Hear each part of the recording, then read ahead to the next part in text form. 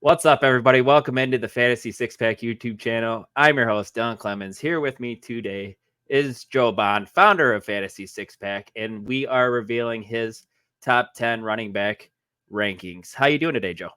Good, man. Glad to be here and ready to jump into these running backs. Yeah, man, super excited to be here myself. Before we hop into the running backs real quick, I just want to remind everybody, please hit that like button. Please subscribe to the channel if you're not already. And head on over to fantasy6pack.net/plans and become an all-access member where you get access to our award-winning rankings, access to our draft cheat sheets when fantasy drafts come back around, plus access to the F6P Discord where you get to talk to every single one of us on staff. And that's really, really good stuff. Plus, you get our DFS stacking tool as well, just for a small fee of $9.99 a month. And right now, we have a 2-week free trial as well when you sign up. So that's fantasy6pack.net/plans. So, Joe, what do you say? Let's jump right into things with your RB10 heading into the season right now. I mean, this is May, so things could change. But that's Mr. Devon Achane, one of the most polarizing guys on your list, man, just because he's such a big play possibility every time he touches the ball with his speed and quickness and his agility, being able to catch the ball out of the backfield and run. I'm curious to hear your thoughts on him heading into this season. Yeah, so not gonna lie, I am super nervous with Achane. I mean, Mostert's still there. Granted, he's 32 now. I did not realize that, by the way. Like when I found out this offseason he was 32, I'm like, what? Yeah. There's no way. But he is the one on this list that makes me the most nervous. The talent is absolutely there. The speed is absolutely there. The offense is absolutely there for him to succeed. He's going to have time. He's going to be in a bit of a timeshare. We know this.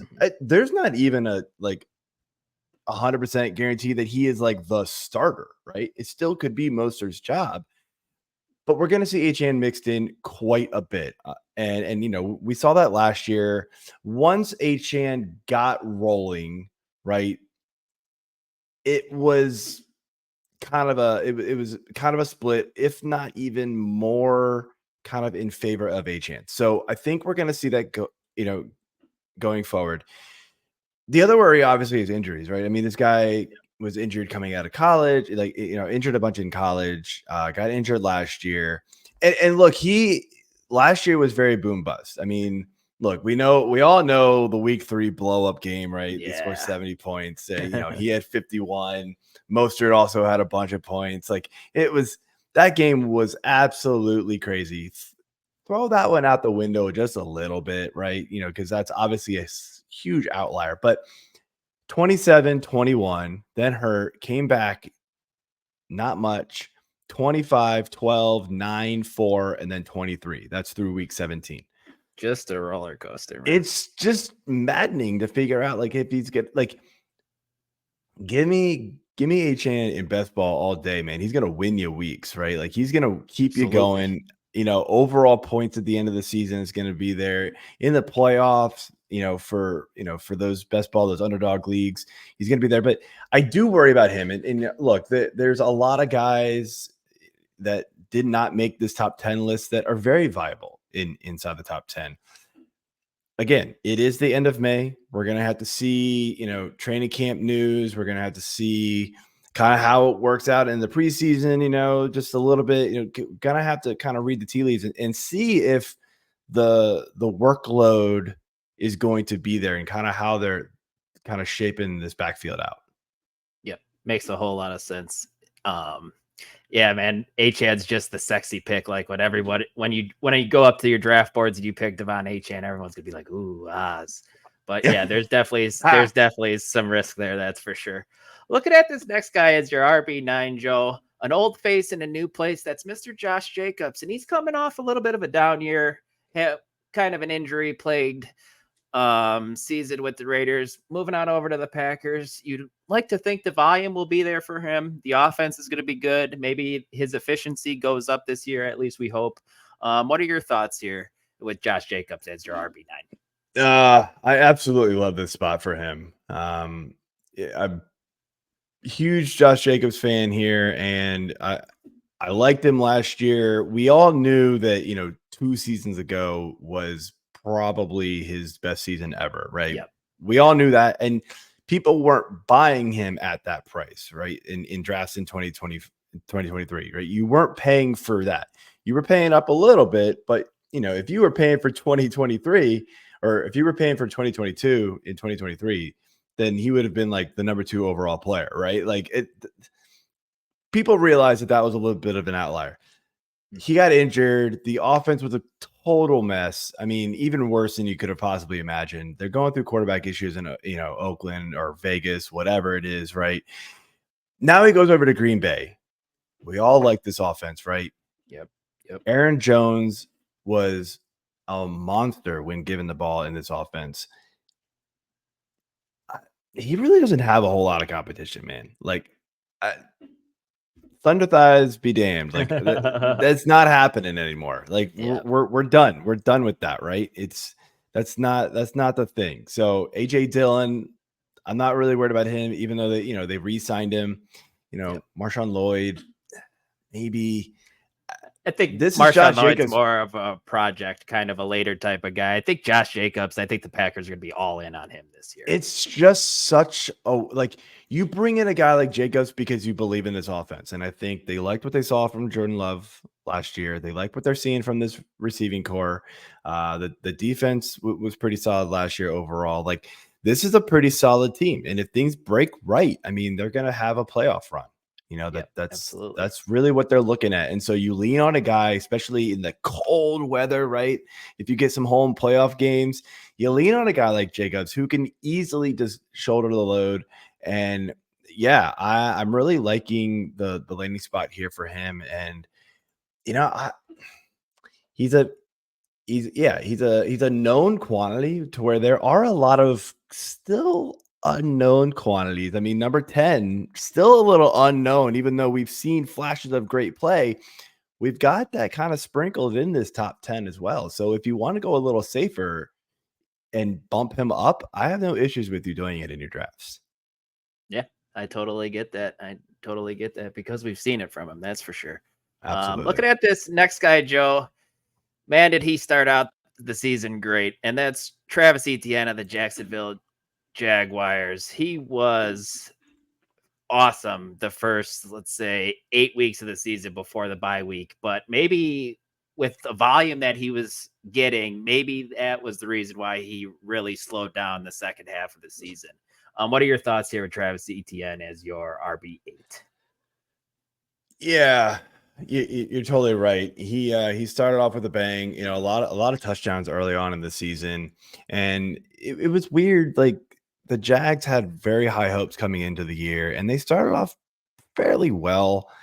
Man, things unraveled quickly. The Calvin Ridley experiment just really did not pan out. He was, very boom bust. Christian Kirk was hurt. You get their other receiver that they don't have anymore. I'm blanking on his name. Like, he was hurt a bunch. Like, Zay Jones. Yep. Yes, thank you, Zay Jones. Like, he was injured. The whole offense started like unraveling, and Lawrence didn't have his best season either. And so teams just figured out that, okay, we're going to stop Etienne. And they did, and it shut down the whole team. And so I think we're going to see, it's hard to say we're going to see a better season. If you don't count week 18, which a lot of fantasy managers leagues do not play. I mean, he was still RB2 in total PPR points. And so it's hard to say we could see a better season from him. It's just that there was so much of a difference between RB1 and RB2. Like, I think we're going to see that gap close a little bit. We're going to see a bunch of these guys that we're discussing here kind of bump up a little bit. The running back position as a whole was pretty meh last year, outside of, it was, who, right? Dead giveaway, CMC, right? It was just up and down. Like, it was very inconsistent from a lot of guys who had these huge weeks. And it is what it is with this position. And maybe, unfortunately, that's just what we're looking at here. But I do like Etienne. I mean, he's not catching quite as many passes as I think we all hoped, but he definitely picked that up from the year before. So I do like that trend. I mean, he saw 73 targets as compared to 45 in 2022. Caught 58 of them as compared to 35. If he can keep that up, I think he's very viable in PPR formats. And look, if that offense can sort of get going again, they kind of retooled the receiving core, then I think we're going to expect another pretty decent season from Travis Etienne. I agree. Any thoughts on second-year running back Tank Bigsby at all, possibly eating into some more work this year? Or do you kind of just view him more as just a guy? I think he's more just a guy, man. Like he's a change of pace back, like I don't really think, this isn't the situation where, we're expecting like split workload here. I just don't see that happening. I agree 100%. Looking at this next guy, man, and it's hard not to be excited about him after he was everybody's waiver wire darling last year. And that's Kyren Williams, who was the clear lead back in this Rams offense. Joe, he's your RB7. Do you expect that workload that we saw to continue into this year? No, I do not. And I will not lie. He is the second player on this list that gives me the most pause. Sure. Not only was he very touchdown dependent last year, I wouldn't say dependent, but he had 12 touchdowns in 12 games. But he was so good. I mean, every single game he played, but he did get injured. So take that, right?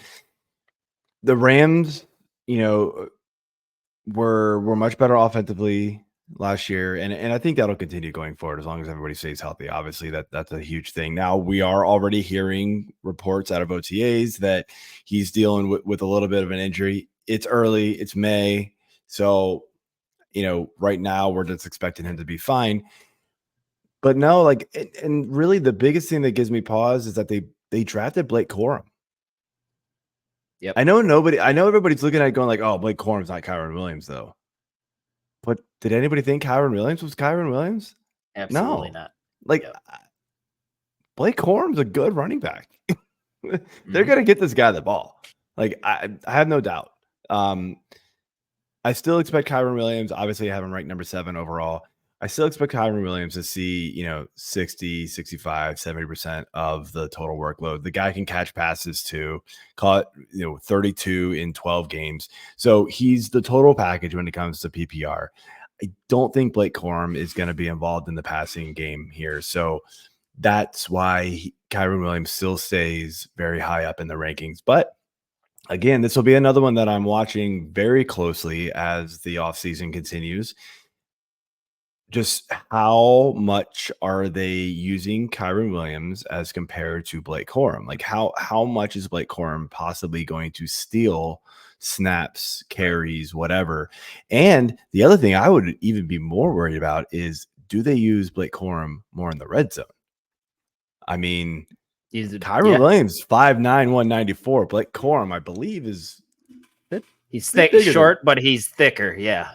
Bit bigger than that. Like he's a wrecking ball, right? So that's something. It's something you gotta look into with these guys. I'm looking at his he is 5'8". Oh my gosh, that's not helping me. Come on.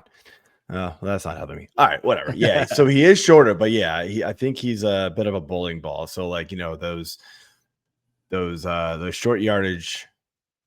He's 214. So yeah, he's big. So yeah, that would be something I would try to keep an eye on as far as kind of what they're doing here. So yeah, that definitely be interesting to pay attention to. We've always seen too, Sean McVay usually likes to lean on one guy. It'll be interesting to see if he starts to split the work up here. Next guy, Joe, your RB6, another old face in a new place. One of the most exciting players in fantasy football and in the NFL, and that's Saquon Barkley heading over to the Philadelphia Eagles in a much better offense, leaving the New York Giants behind. Joe, how are your feelings on Saquon heading into this season? If he stays healthy, legit RB2 consideration. It's health. It's how much goal line work is he going to get? Because we know what they like to do and they get down there. We talked about this with Jalen Hurts, right? Like, are they going to continue to just do that, brotherly shove, right? Or are they going to say, we got this really good running back behind me, let's do that? Or is it just so successful they just keep doing it and Barkley, doesn't get the touchdowns that we're all hoping he gets? Regardless of all that, Saquon Barkley is super talented. We do know this. He's going to be playing on a much better team. The efficiency that we've seen out of him the last couple of seasons, I think, is going to go way up. So, to where he was seeing a lot of work, the efficiency wasn't there because the Giants just have been bad. We know he can catch passes. So I think, he's the true 3-down back. Now, the Eagles don't necessarily like to do that so much. They like to kind of get a bunch of guys in, but they haven't had somebody like Saquon in quite some time. So I think Barkley is easily somebody who, if I'm at the back end of the first round, or, actually at this point, you don't even have to take some of these guys in the back end of the first round. Nope. You're looking early second. Like, if I've got one of those turn picks, I'm probably in a PPR. I'm probably taking one of these stud receivers still left. And I'm coming back around. If I get Saquon, I'm super happy. Yeah. Because he is one of the best when he's on the field. Absolutely. Absolutely. And the efficiency's just got to go up, going to an offense like the Eagles and leaving the Giants. I'm excited for Saquon this year. Just come on. Stay healthy. Yeah, I mean, play 15 games. I don't know if all 17 is realistic, but yeah. I mean, 2019, his first couple seasons, he was 4.6 yards per carry. Then got hurt. Then it was 3.7. Then it was back up to 4.4. That was the year Daniel Jones decided to actually look like a real quarterback. Yep. And then last year it was back down to 3.9. Like, it's just got to go up. And but again, it's the number of passing targets he can see. I don't think we're ever going to see him get up to his rookie year where it was just check down to Saquon, because they had nobody else, right? 121 targets. That's absurd. Yeah. But I mean, we're seeing 60, 70 targets for him pretty constantly. It's just a matter of, it's really just a matter of him being more efficient and finding the end zone. Yep. And hopefully Jalen Hurts wants to check it down a little bit more for himself to stay a little bit healthy, so he's not running around, because we know Jalen Hurts was battling injuries last year as well. Speaking of another guy who battled injuries, kind of had a rough start to the season last year, Joe, that was your RB5, Jonathan Taylor. And this is a guy who was the clear-cut 1-1 not too long ago. And now, like you said, you're probably being able to get him in the middle to early to mid second round. What are your thoughts on Jonathan Taylor behind this Colts offensive line? I like Jonathan Taylor a lot, honestly. If we look at him from when he returned in week 5 last year, he was the RB. Oh God, I have the numbers up and I lost them. Oh no. I had him. There we go. So he was RB 27, but he also missed 3 weeks. So if you do it by average, he goes all the way up to RB 13. And he had a couple kind of meh weeks in between. Like, his first week back wasn't great. So if you throw that one out, he jumps way up. He was getting more and more comfortable in that offense. They also didn't have Anthony Richardson for most of the time that he was there. But he, and they were splitting the workload with him and Zach Moss at first. And then it was like, oh, okay, Jonathan Taylor is way better. Never mind. We're not using Moss anymore. Like, it became the Jonathan Taylor show. And for good reason. This guy is legit. The thing that I like about Jonathan Taylor, and this was kind of a knock on him coming out of college, was, he's not a pass catcher. He's been seeing pretty decent. Like, he saw 51 targets his second year. 40 targets is, 2022, but that's when he got injured after 11 games. Last year, only played in 10. Only saw 23 targets, a little bit of a different offense, but I think we can see, expect closer to like 40, 45, 50 maybe even 60 if he can stay healthy the full season with him as far as targets go. And that's what you want to see. Like, he's the type of running back, though, that doesn't need the targets and the receptions to keep his value up, like some of these other, PPR running backs. Sure. So just realized my graphic is a little slanted. I don't know what the hell just happened here. I don't know what's happening. But yeah, so he's the type of running back, though, that like doesn't need it because he's good enough, within the tackles and in space where, I mean, his efficiency, we're just talking about Saquon, his efficiency was not so great to where Jonathan Taylor's is. So I think we're going to be very happy with what we see from him overall in this offense, especially now that they have to respect the passing game a little bit more and worry about Anthony Richardson running, which I know could be thought of as a detriment to him. And yes, it might be like in red zone, but Jonathan Taylor is good enough to make up for it. Yeah, I agree with that. JT is a sneaky, solid value in the second round for sure, and I'm definitely interested in pulling the trigger on him there. Looking at this next guy, man, this is an interesting one, Joe. I'm a little bit surprised that you have him this high, but he had an outstanding finish to the year last year, and that was Jahmyr Gibbs, running back in Detroit. The only reason why I push it back a little bit here is just because, David Montgomery's still there.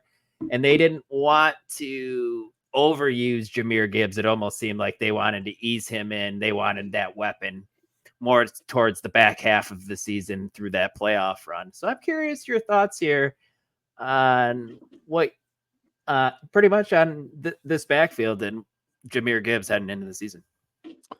Look, I think they're both still going to be very good, but especially in PPR formats, you give me Gibbs all day, man. This guy finished the year, if we're talking about that same time frame, week 5 and on, and keep in mind, Gibbs didn't play 2 of those weeks, but his per game average from 5 through 17 was 19 PPR points. Absolutely fantastic. Tied for, or not tied for third, but third best. Only behind Christian McCaffrey and Kyren Williams. So David Montgomery was still very good. Don't get me wrong. But Montgomery was very, like, if he scored a touchdown, he was good. He just scored a lot of touchdowns. Just kind of slid into the Jamal Williams role. Yep. Yeah. I mean, yeah, he was very good. I mean, it maybe slightly better than Jamal Williams overall. Just Jamal Williams had, 25 touchdowns, whatever it was. But yeah, I mean, look, David Montgomery only saw 24 targets. Gibbs in less games saw in less games saw 71. You're talking about a guy who we know is electric every time he gets the ball in his hands, and if you can get him the ball in space, I mean, that dude had 10 touchdowns last year. I know. 182 rushing attempts. He's just so good with the ball in his hands. And I just kept trying to think of reasons to drop him in the rankings, and I just couldn't do it. Because I'm with you, man. Like, it is another one of those, like, but there's still David Montgomery, so what are they gonna do? And man, he was good even with him there, so it doesn't matter to me. That offense is just so good in general, and yes, it's wild. They're playing 14 indoor games this year out of 17, which is just crazy to me, man. So let those playmakers go. It sucks though that, and you've really got to consider this with Jared Goff. Maybe trade him right before the playoffs start, because your fantasy playoffs, he plays all his outdoor games. Yeah, man, it's nuts. And they're all divisional games too. So it's like, what? Like, yep. Use him and then just let him go. Because he's gonna be horrible in the fantasy playoffs. Yep, I agree there. Looking at your RB3, Joe. Bijan Robinson in Atlanta, obviously getting a quarterback upgrade after, I think, disappointing last year. I want to say he finished around RB15, RB16, and everybody had high hopes on him as, a first-round pick in fantasy drafts and the regular NFL draft. Obviously, I know how high you are on him as RB3. Do you think he's going to have a monster season this year with the quarterback upgrade and just hopefully a better offense and as a whole? Yeah. I mean, he actually finished as a RB12 in points, in total points last year. So as much as we want to say it was a bad season for him, it was still pretty damn good. I mean, it wasn't what everybody was hoping, right? He was like the rookie running back can't miss like pick, and he ended up not being, it sucked. The coaching staff was a mess. Quarterback was just disaster. It's been that way for 2 years in Atlanta, right? It's just, this is going to, like, Keith Fleming, talk me off the ledge, man. Or, I am so excited to watch this Atlanta Falcons offense just go this season. We've been waiting for Kyle Pitts. We've been waiting for Drake London. Bijan Robinson showed flashes. I mean, dude, some of those little like cutbacks he's got, they are pretty, dude. They're so fun to watch. And he just makes people miss. The dude is special. And there's a reason why we were saying that last year. He's still that good. There's just 2 guys, unfortunately, ahead of him that are also very special. But these 3 are very close. And number 1 might have a little bit of a gap, but 2 and 3, man, flip a coin, honestly, in my opinion. It's pretty interesting. Just slightly leaning number 2. And I think we all know who that is. Yep. Just go right into it. Your RB2 is Mr. Breece Hall, somebody who we thought may start out slow off the ACL injury, and which he did. But man, once week 5 hit, and then after, did he just explode in a bad situation with awful quarterback play? Obviously, no Aaron Rodgers. And it's sky's the limit for Breece Hall this year, right, Joe? Yeah, I mean, you're bringing in. Well, not bringing in, but hopefully we get a healthy Aaron Rodgers all year long. But I mean, does it even matter? I mean, that's how good this guy is, right? He did it without anybody being worth a damn on that team except for Garrett Wilson. Yeah, you're talking from week 5 through week 17. He was RB4 on the season. If you count, just near the end of the season, I believe he was RB2 from weeks 13 on. I mean, he was basically matching Christian McCaffrey near the end of the season. You're talking points per game average from week 13, 14, 15, 16, 17, those 5 weeks. 23.7 for CMC, 22.1 for Breece Hall. And Kyren Williams wasn't far behind at 21. Then there was a pretty massive gap. But, well, I actually take that back. James Conner was actually up there too at 22. I didn't even notice that. But yeah, it was a good season for Breece Hall, who, coming off that injury, everybody was pretty scared of what was going to happen. But man, he proves everybody wrong. Yes, it's nice to be young. Absolutely. And they brought in offensive line help, bringing Tyron Smith over from the Cowboys. And all that's going to do is help. As long as he's healthy, he's one of the best in football. Looking at your RB1, Joe, this is no surprise after the year he just had, and that's Christian McCaffrey of the San Francisco 49ers. You can't really say anything negative about this guy, so I'll let you try to find something, man. Go ahead.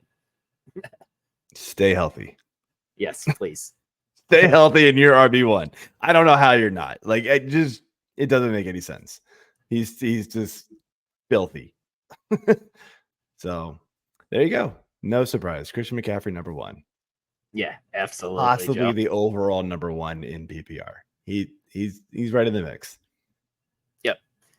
Oh man, Joe, this was a ton of fun, man.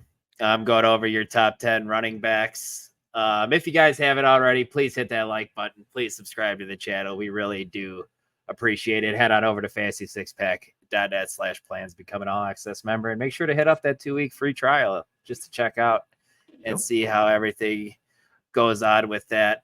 Joe, you got anything else to plug before we get out of here? Nope. That's it. Talk to you all next time. Yep. See ya.